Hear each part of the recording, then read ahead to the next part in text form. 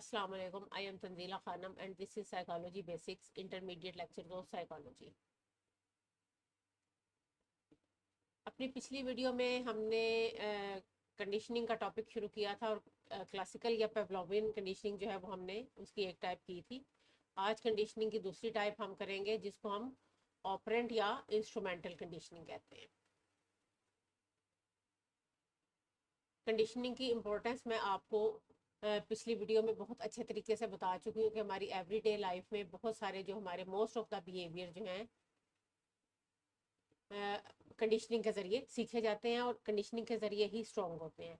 अच्छा, अब यहाँ पे इसमें थोड़ा सा ऑपरेंट और क्लासिकल में अगर फ़र्क हम देखें तो हमारे बहुत से बिहेवियर जो है आपने देखा होगा कि किस तरह से स्टिमुलाई को पेयर किया जाता है और क्लासिकल कंडीशनिंग के ज़रिए बिहेवियर सीखे जाते हैं। अब ऑपरेंट कंडीशनिंग में हम ये देखते हैं कि एक बिहेवियर जो सीखा गया है वो कितना स्ट्रॉन्ग है और वो कितने अरसे तक चलेगा और उसकी जो स्ट्रेंथ है वो आहिस्ता आहिस्ता कमज़ोर होगी या वो आहिस्ता आहिस्ता मजबूत होगा। और ये डिपेंड करता है कॉन्सिक्वेंसेज ऑफ रिएक्शंस पे कि जो भी इंसान रिस्पॉन्स दे रहा है, कोई भी ऑर्गेनिज्म जो है वो रिस्पॉन्स दे रहा है, अगर वो उसके रिस्पॉन्सेज के जो कॉन्सिक्वेंसेज या रिजल्ट्स हैं वो अच्छे हैं तो जो है वो बिहेवियर सीखा जाएगा। अगर रिस्पॉन्सेज अच्छे नहीं हैं तो वो बिहेवियर जो है वो अनलर्न कर दिया जाएगा। तो प्लेजेंट जो रिजल्ट्स हैं या प्लेजेंट कॉन्सिक्वेंसेज हैं किसी भी रिस्पॉन्स के, they lead to the strengthening of behaviour. कोई भी बिहेवियर जो है वो मजबूत होगा अगर उसका रिजल्ट अच्छा आएगा। इसको अभी हम डिटेल में देखते हैं। लेकिन अगर अनप्लेजेंट जो है वो कॉन्सिक्वेंसेज है या अनप्लेजेंट इफेक्ट्स आ रहे हैं किसी भी रिस्पॉन्स के, तो उससे उससे क्या होगा ये आप जहन में अपने जहन में लाएं थॉर्नडाइक के एक्सपेरिमेंट को। तो उसमें क्या है कि अगर उसमें हमने जो डिफरेंट लॉज पढ़े थे तो उसमें यही हमने पढ़ा था लॉ ऑफ इफेक्ट के जो बिहेवियर अच्छा होता है और रिस्पॉन्स अच्छा होता है उसके बारे बाद रिवॉर्ड मिलता है इंसान को, तो इंसान उसको सीख जाता है। जबकि एक जो बिहेवियर उसको तकलीफ पहुंचाता है या पेनफुल होता है या उसके रिजल्ट्स या उसके इफेक्ट्स अनप्लेजेंट होते हैं, उस बिहेवियर को छोड़ दिया जाता है। अब जो ऑपरेंट कंडीशनिंग है इसकी इसके अंदर बेसिकली जो नाम आता है बी एफ स्किनर का नाम आता है इसके अंदर, कि बहुत सारे जो एक्सपेरिमेंट्स हैं स्किनर ने इसके ऊपर किए और हम स्किनर के मुताबिक इसकी डेफिनेशन पढ़ते हैं कि वो किस तरह से जो है वो ऑपरेंट कंडीशनिंग को डिफाइन करता है। A method of learning that changes the strength of behavior on the basis of consequences or results of responses or reactions। यानी एक ऐसा तरीका है लर्निंग का कि जो किसी भी ऑर्गेनिज्म की बात मैं लर्निंग में इसलिए करती हूँ क्योंकि एक्सपेरिमेंट्स जो है वो एनिमल्स पे भी हुए हुए हैं और ह्यूमंस पे भी हुए हुए हैं, तो इसमें लर्निंग में दोनों चीज़ें हमारी शामिल होती हैं, इसलिए मैं यहाँ पे इंडिविजुअल से ज़्यादा ऑर्गेनिज्म को यूज़ करती हूँ। कि किसी भी ऑर्गेनिज्म के बिहेवियर में जो चेंज आता है उस यानी उसका बिहेवियर स्ट्रोंग हो रहा है या उसका बिहेवियर वीक हो रहा है, उसके जो अमल उसने किया है या जो रिएक्शन उसने दिया है उसके क्या रिजल्ट आए हैं, उसकी बेस पे जो है उसके बिहेवियर की स्ट्रेंथ जो है वो डिपेंड करती है। कि अगर बिहेवियर का रिस्पॉन्स का रिजल्ट जो है वो अच्छा है तो वो वाला बिहेवियर स्ट्रोंग हो जाएगा, अगर वो उसका रिजल्ट अच्छा है नहीं है तो वो बिहेवियर कमज़ोर हो जाएगा। अब हम इसकी कुछ एग्जांपल्स करते हैं और ये आपकी एक्टिविटी भी है। अभी मैं आपको एग्जांपल्स बताती हूँ, उसके बाद आप जो है वो अपनी ये वीडियो को पॉज करेंगे और आप यहाँ पे बैठ के अपनी ऑपरेंट कंडीशनिंग की 5 एग्जांपल्स लिखेंगे कि किस तरह से डेली लाइफ में ऑपरेंट कंडीशनिंग जो है वो काम कर रही होती है। नंबर 1 पे हम ये देखते हैं कि अगर आपने एग्जाम में गुड स्कोर लिए हैं, अच्छे स्कोर लिए हैं, तो उस पर आपको रिवार्ड मिलता है। तो अब क्या है कि आपका जो कॉन्सिक्वेंस था, आपने पढ़ाई की, कॉन्सिक्वेंस में आपके जो है स्कोर अच्छे आ गए और आपको उस पर रिवार्ड मिला, तो आपका ये बिहेवियर जो है इंक्रीज होगा या स्ट्रॉन्ग हो जाएगा कि जब भी एग्जाम्स आने हैं तो हमने पढ़ना है ताकि हमें अच्छे स्कोर मिले और उन स्कोर्स की बेस पे हमें रिवार्ड मिले। फिर इसी तरह एक डॉग है, अगर उसने गुड बिहेवियर शो किया, आपकी बात मानता है और वो अपने जो मालिक है, मास्टर है, उसको ओबे करता है, तो उसको एक ट्रीट दी जाती है। तो क्या है, उसको पता है कि अच्छा मैं अगर अच्छा बिहेव करूंगा तो मुझे ट्रीट मिलेगी, तो ये उसका गुड बिहेवियर को स्ट्रॉन्ग करता है। फिर उसके बाद एक बच्चा है, अगर वो बहुत अच्छा सा अपना होमवर्क बड़ा टाइमली खत्म कर लेता है तो उसको इजाजत दी जाती है कि तुम आज अपने फेवरेट कार्टून्स देख सकते हो। तो इससे बच्चे का बिहेवियर स्ट्रॉन्ग होगा, क्योंकि ये उसका एक पॉजिटिव कॉन्सिक्वेंस है, एक प्लेजेंट कॉन्सिक्वेंस है कि मैंने अपना होमवर्क टाइम पे कर लिया था, तो अब मैं अपने फेवरेट कार्टून्स देख सकता हूँ। तो आइंदा भी जब उसने अपने फेवरेट कार्टून्स देखने हैं तो वो कोशिश करेगा कि मैं अपना होमवर्क जल्दी खत्म कर लूँ और अच्छे तरीके से कर लूँ। तो क्या है, बिहेवियर स्ट्रॉन्ग हो गया। फिर उसके बाद क्या है, with holding break in school, कि स्कूल में समटाइम ऐसा होता है ना कि आपने सबक याद नहीं, बच्चे ने किया होता तो उसको कहा जाता है तुम्हें ब्रेक नहीं मिलेगी, तुम ब्रेक में बैठ के सबक याद करो। तो ये एक पनिशमेंट है। तो यहाँ पे जो है ना वो जब बच्चे को ये कहा जाता है कि अब काम नहीं किया हुआ और ब्रेक नहीं मिलेगी, बाकी बच्चे खेल रहे हैं, तो ये उसका सबक याद ना करने वाला बिहेवियर जो है वो वीक होने लग जाता है। उसको होता है कि अच्छा आइंदा मैंने अपना काम करके जाना है ताकि मैं भी अपने क्लास फेलोज के साथ खेल सकूं।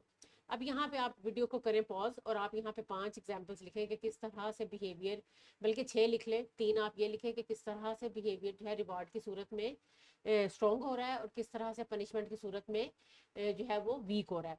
तो जो क्लासिकल ये ऑपरेंट कंडीशनिंग है वो बेसिकली रिवार्ड एंड पनिशमेंट को यूज़ करके बिहेवियर के की लर्निंग पे फोकस करती है।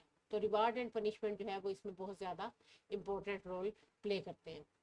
अच्छा, मैंने बात की कि स्किनर ने जो है इस पे काम किया और स्किनर की हमने डेफिनेशन भी पढ़ी, लेकिन जो इसकी बेस है ऑपरेंट कंडीशनिंग की, वो अगर आप जहन में लाएं तो जो थार्नडाइक का एक्सपेरिमेंट था, थार्नडाइक ने जो डिफरेंट एक्सपेरिमेंट्स किए थे हंगरी कैट्स के ऊपर, उसके ऊपर इसकी बेस रखी गई और इसकी उसी की बेस पे उसने जो लॉज दिए थे लर्निंग के, तो उसकी बेस पे जो है ये, और ख़ास तौर पे जो उसका लॉ ऑफ इफेक्ट है कि जो कॉन्सिक्वेंसेस की बेस पे जो है वो कोई भी बिहेवियर इंसान का जो है वो बेस कर रहा होता है, तो उसके ऊपर लॉ ऑफ इफेक्ट के ऊपर ऑपरेंट कंडीशनिंग जो है वो बेस कर रही है। अब मैं थोड़ा सा एक्सपेरिमेंट दोबारा रिवाइज करूँ तो उसमें एक हंगरी कैट थी जिसमें उसने उसको केज में रखा और जो है उसको उसने उसके बाहर खाना रख दिया। तो उसके बाद कैट ने जो है वो डिफरेंट हरकतें की, कभी सर दीवारों से मारा, जंगले वो से सलाखों से मारा, कभी हाथ बाहर निकालने की कोशिश की।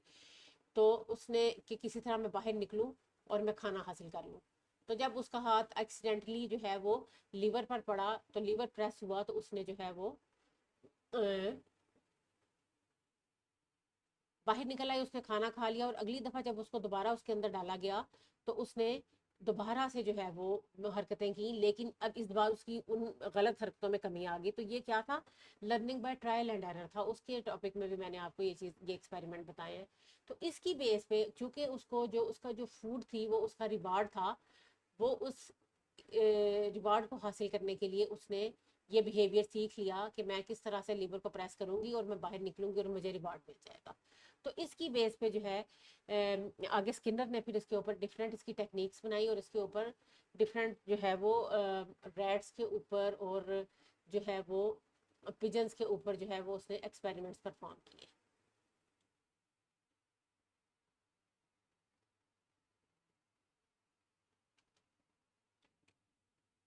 अच्छा, उसने एक बॉक्स बनाया जो उसने रैट्स और पिजन और कैट्स पे एक्सपेरिमेंट्स किए। तो उसने एक बॉक्स बनाया जिसको बाद में स्किनर बॉक्स का नाम दिया गया। इस बॉक्स में एक ट्रे होता था और एक लिवर होता था।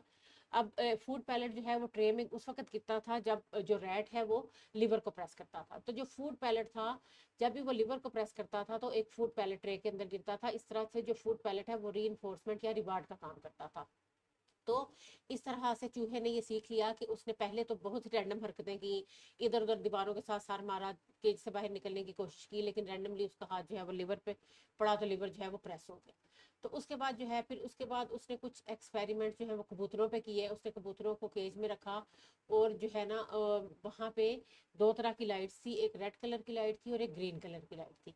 तो जब कबूतर जो है वो पैक करता था रेड लाइट पे तो फूड पैलेट नहीं गिरता था, लेकिन जब वो ग्रीन लाइट पे पैक करता था तो फूड पैलेट गिरता था, जो कि उसकी री या रिवार्ड था। तो पिजन्स ने आहिस्ता आहिस्ता इधर उधर की हरकतें, रैंडम हरकतें छोड़ के, जब उनको ट्रेंड हो गए और उनको दोबारा पिंजरे में बंद किया जाता था तो वो जाके डायरेक्ट ग्रीन लाइट पे पैक करते थे ताकि उनको फूड पैलेट मिले। ये जो रिस्पोंडेंट कंडीशनिंग या अपरेंट कंडीशनिंग है, ये रियल लाइफ में भी बहुत से एक्सपेरिमेंट्स में यूज़ की जाती है बिहेवियर सिखाने के लिए। जैसे मिसाल के तौर पर एक एक्सपेरिमेंट किया गया कि कबूतरों के सामने कुछ कार्ड्स रखे गए और एक कार्ड ऐसा था जो वाइट था और उसके ऊपर ब्लैक डॉट लगा हुआ था। अब उनको ये ट्रेनिंग करनी थी कि उन्होंने जब कार्ड उठाने हैं तो ब्लैक डॉट वाला कार्ड उठाना है। तो उसको जब भी वो ब्लैक डॉट वाले कार्ड के करीब जाता था तो उसको फूड जो है वो दी जाती थी, जो कि उसके लिए री या रिवॉर्ड का काम करती थी। तो री जो है वो बिहेवियर को स्ट्रॉन्ग करती है, उसको स्ट्रेंथन करती है। तो इस वजह से उसमें जो है वो जब पिजन को फूड पैलेट मिलता था तो उसने ये सीख लिया कि मैंने ये वाला कार्ड उठाना है। फिर इस यानी कि रिवॉर्ड के थ्रू उसको ट्रेन किया गया। अगर हम एग्जांपल्स देखें एवरीडे लाइफ में, तो ये जो तोते फाल निकालने वाले लोग लेके बैठे होते हैं, तो वो भी इसी तरह दिखाते हैं कि वो किस तरह से उन्होंने, जब वो एक लिफाफा निकालते हैं तो उनको फूड दी जाती है, फिर लिफाफा लेके मालिक के पास जाते हैं तो उनको फूड दी जाती है। तो इस तरह से री के जरिए उनकी ट्रेनिंग की जाती है। फिर इसी तरह बहुत से हम देखते हैं कि गलियों में या कहीं किसी पार्क में या सर्कस में आपने देखा होगा ना कि मंकी और बियर्स का तमाशा दिखाने वाले लोग आते हैं। तो वो भी इसी तरह री के जरिए उनको रिवॉर्ड्स दे दे के डिफरेंट किस्म की हरकत सिखाते हैं और वो फिर आके तमाशा दिखाते हैं। फिर इसी तरह बच्चों की जो ट्रेनिंग है उसमें भी अभी मैंने ऊपर जैसे मिसालों में जिक्र किया कि बच्चे की अगर उसने सबक याद नहीं किया तो उसकी ब्रेक बंद कर दी जाएगी, या अगर उसने अच्छा होमवर्क किया तो उसको कार्टून देखने के लिए मिलेंगे। तो ये चीज़ें जो हैं ये इस तरह से ऑपरेंट कंडीशनिंग री को यूज़ करके बिहेवियर को स्ट्रॉन्ग बनाती है और पनिशमेंट को यूज़ करके बिहेवियर को कमज़ोर बनाती है। तो अब हम ये देखते हैं कि इसके अंदर एक और चीज़ जो कि बहुत ज़्यादा इम्पोर्टेंट, हम अगर हम याद करें कि हमने लॉज ऑफ लर्निंग याद किए थे और उसमें हमारा एक लॉ था, लॉ ऑफ रेडीनेस। तो जो ऑपरेंट कंडीशनिंग है उसमें लॉ ऑफ रेडीनेस बहुत ज़्यादा इंपॉर्टेंट होकर काम करता है। क्योंकि अगर एक इंडिविजुअल या एक ऑर्गेनिज्म जो है वो किसी बिहेवियर को करने के लिए रेडी नहीं है, तो आप उसको वो बिहेवियर किस तरह से सिखाएंगे।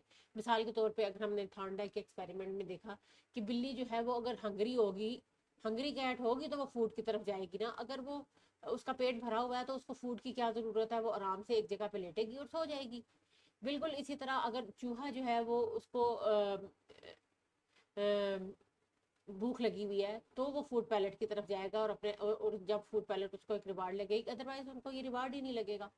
तो इसी तरह रेडी होना जो है किसी भी ऑर्गेनिज्म का ज़रूरी है ताकि वो ऑपरेंट कंडीशनिंग के ज़रिए लर्निंग कर सके। लेकिन थॉर्नडाइक ने या इस तरह से जो डिफरेंट एक्सपर्ट्स हैं वो इसके लिए भी एक तरीका बताते हैं जिसको हम कहते हैं शेपिंग का तरीका। तो शेपिंग इसमें एक बहुत इंपॉर्टेंट रोल प्ले करती है। शेपिंग का मतलब ये होता है कि आपने उस बिहेवियर को जिस बिहेवियर को आपने सिखाना है उस बिहेवियर को आप जो है वो चंक्स में, छोटे छोटे चंक्स में जो है वो डिवाइड कर देते हैं, और इस तरह से आप उसको उसकी रेडीनेस के बगैर भी वो बिहेवियर सिखा सकते हैं। ये बेसिकली ये प्रोसीजर यूज़ किया जाता है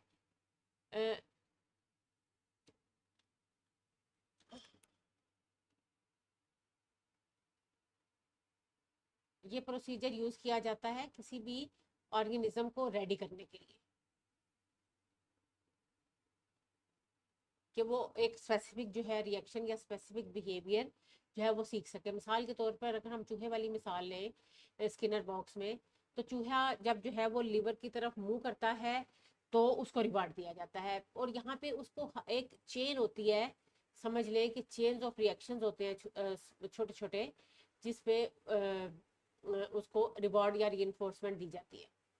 हर रिएक्शन पे, हर छोटे रिएक्शन पे जो है ना उसको री किया जाता है कि कोई भी छोटा से छोटा रिएक्शन जो उसको गोल की तरफ लेके जा रहा है उसको उस पर री किया जाएगा। मिसाल के तौर पे अगर वो चूहे ने सिर्फ मुंह ही उसकी तरफ किया है ना, लीवर की तरफ, तो उसको फूड दे दी जाएगी। फिर उसके बाद जब वो लीवर के करीब होगा तो उसको फूड दी जाएगी। फिर जब वो लीवर को दबाएगा तो जो है वो उसको दी जाएगी। और यहाँ यहाँ पे फिर जो है वो ये जो प्रोसीजर है कंडीशनिंग का वो कंप्लीट हो जाएगा और शेपिंग का, क्योंकि उसने अपना वो जो डिजायर्ड गोल या डिजायर्ड बिहेवियर जो है वो उसने शो कर दिया। अब हम ये देखते हैं कि री की हम बार बार बात कर रहे हैं ऑपरेंट कंडीशनिंग के अंदर, तो री के बारे में अब हम बात करते हैं कि री क्या है और इसकी टाइप्स क्या है। क्योंकि री के बगैर ऑपरेंट कंडीशनिंग का अमल नामुमकिन नज़र आता है। री बेसिकली एक ऐसी पावर या एक ऐसी फोर्स या एक ऐसा स्टिमुलस है जो कि किसी भी बिहेवियर के प्रोबेबिलिटी को बढ़ा देती है, इंक्रीज कर देती है किसी भी बिहेवियर के चांसेस को। दैट इंक्रीजेज द स्ट्रेंथ और probability of a specific behaviour. तो ऐसा बिहेवियर जिसके बाद रीइंफोर्समेंट या रिवार्ड जो है प्रोवाइड किया जा रहा है, उसकी जो है वो पॉसिबिलिटी को बढ़ा देती है।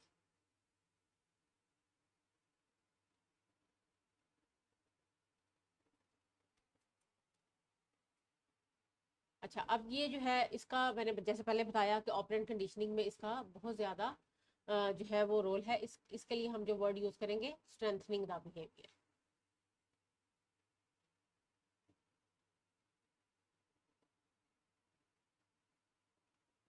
ये कैसा, इसको हम ये भी कह सकते हैं कि ऐसा प्रोसेस है जो कि अपने से पहले आने वाले बिहेवियर को स्ट्रॉन्ग बनाता है। यानी ऐसा बिहेवियर जिसके ऊपर रिवार्ड दिया जा रहा है वो आपके बिहेवियर की फ्रीक्वेंसी को, उसकी प्रोबेबिलिटी को, उसकी इंटेंसिटी को बढ़ा देता है।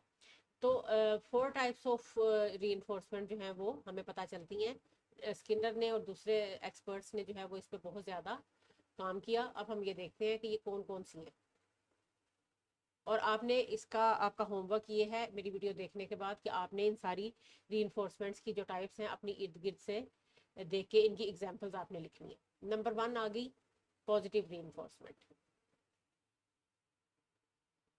पॉजिटिव रीइंफोर्समेंट एक ऐसी रीइंफोर्समेंट है जिसमें आप किसी भी इन बिहेवियर को इंक्रीज करने के लिए कोई प्लेजेंट चीज़ जो है वो ऐड कर देते हैं। प्लेजेंट रिवार्ड, प्लेजेंट एडिशन किसी भी स्टिमुलस की। रिवार्ड वैसे तो प्लेजेंट ही होता है, लेकिन फिर भी चले एक प्लेजेंट समझ लें कि प्लेजेंट स्टिमुलस जो है वो ऐड कर दिया गया है, रिवार्ड ऐड कर दिया गया है किसी भी बिहेवियर के बाद, तो उस बिहेवियर के इंक्रीज होने के चांसेस बहुत ज़्यादा बढ़ जाते हैं। जैसे शुरू की मिसालों में हम देखें कि आपको अगर कोई प्राइज़ मिल रहा है अच्छे नंबर लेने पे, तो वो आपका एक रिवार्ड है और ये आपके बिहेवियर को बढ़ा देगा, पढ़ने के बिहेवियर को, कि आपने आइंदा भी गुड स्कोर लेना है। तो ये आपकी पॉजिटिव रीइंफोर्समेंट होगी। फिर उसके अलावा आपको, जैसे अगर ये बच्चे को हमने बात की कि अगर वो अच्छा होमवर्क करेगा तो उसको आउटिंग मिलेगी या उसको जो है वो कार्टून देखने दिए जाएंगे, तो ये भी उसके लिए एक रिवार्ड है। और ये इससे उसके उसका होमवर्क करने का जो बिहेवियर है वो इंक्रीज होगा। तो पॉजिटिव रीइंफोर्समेंट ये है कि जब उसको ऐड किया जाए किसी भी बिहेवियर के बाद, तो वो उस बिहेवियर की स्ट्रेंथ को, उसकी इंटेंसिटी को, उसकी फ्रीक्वेंसी को बढ़ा देती है।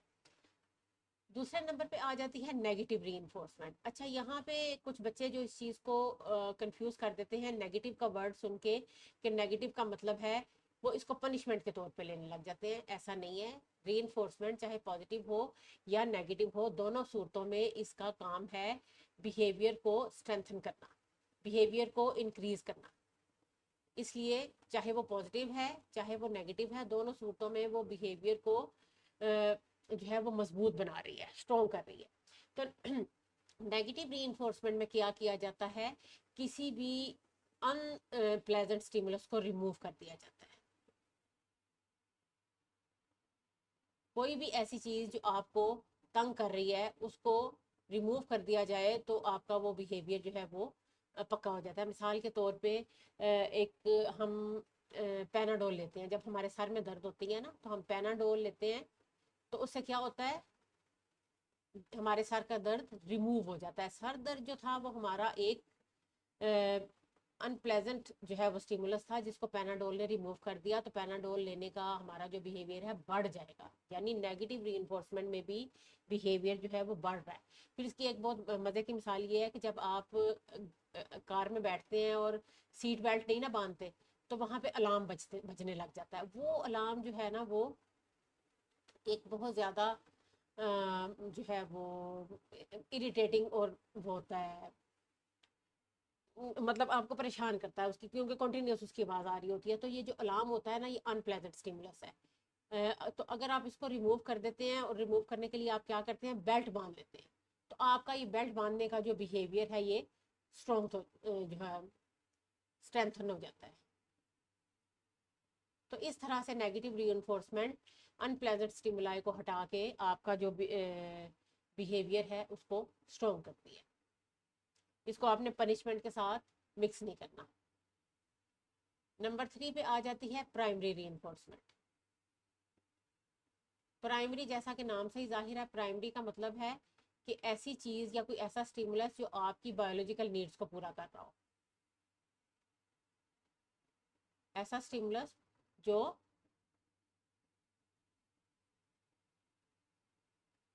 आपकी बायोलॉजिकल नीड्स को पूरा कर रहा है, प्राइमरी नीड्स को पूरा कर रहा है। मिसाल के तौर पे अगर कोई इंसान भूखा है तो उसके लिए जो खाना है वो एक प्राइमरी रीइंफोर्समेंट है। अगर एक इंसान को प्यास लगी है तो वो फूड इन हंगर। आपने देखा कि हमने जितनी एग्जांपल्स आप पढ़ी हैं उसमें अक्सर में जैसे बिल्लियों के साथ, कबूतरों के साथ, इन सब में जो है उन्होंने जो एक्सपर्ट्स हैं उन्होंने प्राइमरी रीइंफोर्समेंट यूज़ की है कि फूड यूज़ की हुई है। तो ये जो फूड है वो एक प्राइमरी रीइंफोर्समेंट जो है वो कहलाती है, क्योंकि इसमें जो इंसान की नीड है वो फौरी तौर पे पूरी हो रही है। तो इस वजह से उसका जो बिहेवियर है उसके स्ट्रॉन्ग होने के चांसेस बहुत ज़्यादा हो जाते हैं। और नंबर 4 पे जो आ जाती है वो है सेकेंडरी रीइंफोर्समेंट। अच्छा, सेकेंडरी रीइंफोर्समेंट ये है जो फौरी तौर पे आपकी वो वाली ज़रूरत, आपकी बायोलॉजिकल नीड्स को पूरा नहीं करती, लेकिन उससे आप जो है अपनी ज़रूरियात को पूरा कर सकते हैं। इनकी हैसियत जो है वो सेकेंडरी होती है। और इसमें मिसाल के तौर पे अगर आपको कोई टोकन दे दिए जाएं, आपने जो है जैसे आप जाते हैं कहीं प्ले लैंड में, तो आपको टोकन दिया जाता है, तो वो टोकन तो बेसिकली आपको खुशी नहीं देता, लेकिन उस टोकन के बाद जब आप उस राइड में बैठते हैं या उस झूले पे बैठते हैं तो आपको उसका जो है वो एक मज़ा आता है, और वो टोकन जो है आपके लिए सेकेंडरी रीइंफोर्समेंट का काम करता है। फिर उसके बाद अगर आपको प्रेज़ मिलती है, आपके अच्छे नंबर आए हैं तो आपको प्रेज़ मिली है, तो प्रेज़ बेसिकली आपको जो है वो आपकी कोई नीड तो पूरी नहीं कर रही, आप उसको खा नहीं सकते, आप उसको पहन नहीं सकते, लेकिन फिर भी वो आपकी एक साइकोलॉजिकल सेटिस्फेक्शन को बढ़ा रही है, आपकी हैप्पीनेस को बढ़ा रही है, तो ये एक सेकेंडरी रीइंफोर्समेंट है। फिर इसके अलावा मनी एक बहुत बड़ा सेकेंडरी रीइंफोर्सर है कि आपको अच्छे रिजल्ट पे पैसे मिल गए, या आपकी बर्थडे है उस पर आपको पैसे मिल गए, तो वो पैसे एज इट इज़ तो आप जो है वो आपकी कोई आप उनको खा नहीं सकते, पी नहीं सकते, आपकी ज़रूरत पूरी नहीं कर रहे, लेकिन उनकी मदद से आप ऐसी चीज़ें खरीद सकते हैं जो कि फिर आपके लिए एक आपकी प्राइमरी रीइंफोर्सर्स को खरीदने का काम दे सकते हैं। तो इसलिए इनको हम सेकेंडरी रीइंफोर्समेंट कहते हैं। इसके अलावा जो प्रमोशंस होती हैं वो भी सेकेंडरी रीइंफोर्समेंट में आ जाती हैं। आपकी जॉब में या कहीं भी जगह आपकी कोई तरक्की होती है तो वो भी सेकेंडरी रीइंफोर्समेंट की तरफ आती है। तो अगर आपने मेरे ज़्यादा मेहनत किया और उस पर आपको प्रमोशन मिली है तो ये आपकी बिहेवियर को बढ़ा देगी कि हाँ ठीक है, आइंदा भी मैं जो है ज़्यादा मेहनत करूँ और ज़्यादा अच्छा काम करूँ तो मुझे प्रमोशन मिलेगी, या मैं आगे भी ज़्यादा पढ़ूँ, मुझे तारीफ़ मिली है गुड ग्रेड्स पे तो मुझे आगे भी दोबारा तारीफ़ मिलेगी। तो यहाँ पे भी आपका जो बिहेवियर है वो स्ट्रेंथन हो रहा है, उसकी इंटेंसिटी जो है वो स्ट्रॉन्ग हो रही है, ज़्यादा हो रही है। तो इस तरह से ये चारों टाइप्स ऑफ रीइंफोर्समेंट जो है वो बिहेवियर को स्ट्रेंथन करती हैं, चाहे वो पॉजिटिव हैं, चाहे नेगेटिव हैं, चाहे प्राइमरी है, चाहे सेकेंडरी है। अब आपने बैठ के इन चारों टाइप्स की 5-5 एग्जाम्पल्स जो हैं अपने अपने अपनी कॉपी पे लिखनी है, ताकि आपको पता चले कि आपको ये कंसेप्ट कितना क्लियर हुआ है। अच्छा, हम रीइंफोर्समेंट की बात कर रहे थे, उसके साथ साथ हमने एक और बात भी की, पनिशमेंट। कि पनिशमेंट भी जो है वो भी ऑपरेंट कंडीशनिंग के अंदर बहुत इंपॉर्टेंट रोल प्ले करती है। जिस तरह से जो रीइंफोर्समेंट है वो बिहेवियर को इंक्रीज करती है, इस तरह से पनिशमेंट जो है वो बिहेवियर को, अनडिजायरेबल बिहेवियर को डिक्रीज करती है। तो the stimulus that weakens the behaviour, उसको हम कहते हैं ये पनिशमेंट है। अच्छा, इसमें पनिशमेंट का मतलब जो है वो यहाँ पे वो नहीं है जो हम एक लेमैन लैंग्वेज में कि मार पीट और इस तरह की चीज़ें, पनिशमेंट वो नहीं होती। पनिशमेंट यहाँ पे ऑपरेंट कंडीशनिंग में पनिशमेंट से मुराद ये है कि आप कोई ऐसी चीज़, जैसे इसकी कोई किसी इंसान से कोई प्लेजेंट चीज़ ले लेना, जैसे एक इंसान की पॉकेट मनी को आप बंद कर देंगे तो वो आपका एक पनिशमेंट में आ जाएगा कि एक इंसान को जो है वो आपने कहा है कि अच्छा बिहेवियर शो करोगे तो तुम्हें तुम्हारी पॉकेट मनी मिलेगी, नहीं करोगे तो वो एक रिवार्ड हो जाएगा। लेकिन अगर उसको कहेंगे कि तुम्हें पॉकेट मनी नहीं मिल रही क्योंकि तुमने अच्छा बिहेवियर शो नहीं किया तो वो पनिशमेंट में आ जाएगा। फिर बिल्कुल इसी तरह अगर एक बच्चे ने होमवर्क नहीं किया तो उसके कार्टून्स बंद कर दिए जाएंगे तो ये पनिशमेंट में आ जाएगा। तो ऐसा तो उससे जब उसको बच्चे को पता चलेगा कि मैं कार्टून नहीं देख पा रहा, कार्टून उसके लिए एक प्लेजेंट चीज़ है, एक रिवार्ड है, जब उसको वो रिवार्ड नहीं मिल रहा तो बच्चे का होमवर्क ना करने का बिहेवियर डिक्रीज हो जाएगा और वो अपना होमवर्क पूरा करेगा टाइम पे ताकि पनिशमेंट से बच सके। तो पनिशमेंट जो है वो आपकी कोई भी प्लेजेंट चीज़ जब आपसे ले ली जाती है तो उसको पनिशमेंट कहा जाता है। पनिशमेंट के लिए कुछ ऐसे समझ लें कि कुछ स्टेप्स हैं जो कि लेने ज़रूरी हैं ताकि पनिशमेंट को इफ़ेक्टिव बनाया जा सके।